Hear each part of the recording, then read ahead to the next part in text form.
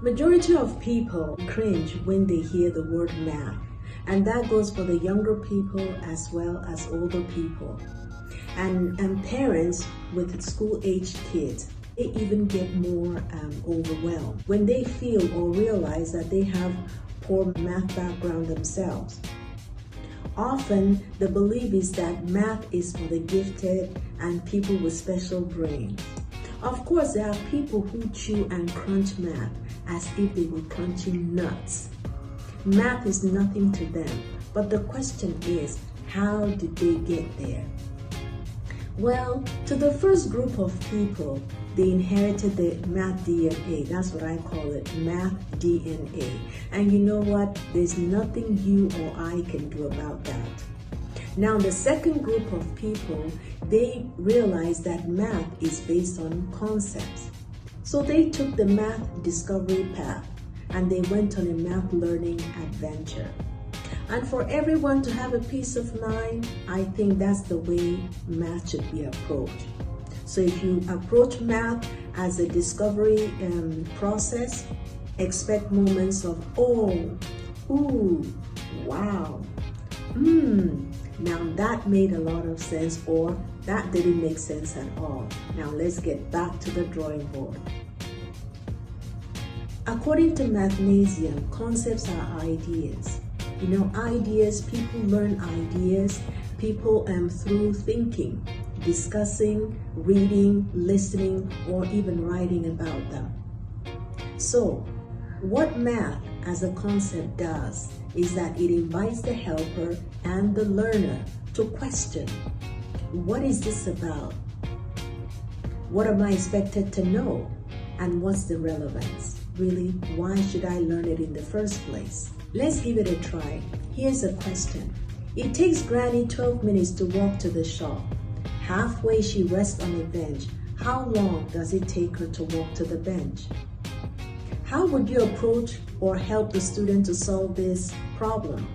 Number one, would you rush for a pencil and paper or even a calculator? Would you pull out a bench and even try to act it out yourself? Would you use a measuring device like a ruler, a stick, or a tape? Or would you use an algebra equation? And number five, would you approach it like a story that has been told in many, many ways? By now, I hope you have realized that math is not all about crunching numbers. Rather, it invites the learner and the helper to use their critical, logical, and everyday skills. So let's bring it together. Now you have the Kiko box, right? And with it, you, the learner and the helper, can practice math as a concept. It combines academic concepts with fun, innovative, and real-world activities. It encourages both learners and helpers to connect, apply, and practice critical and problem-solving skills. And of course, you can share your findings and your thoughts.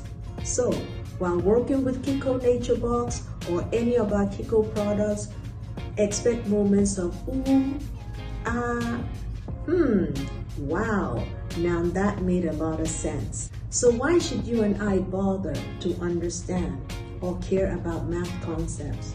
Number one, math are concepts and they are ideas that everyone can grasp. Number two, math as a concept invites the learner to use critical, logical, and everyday skills. Number three, math as a concept invites you, the helper and learner, to question. What is this about?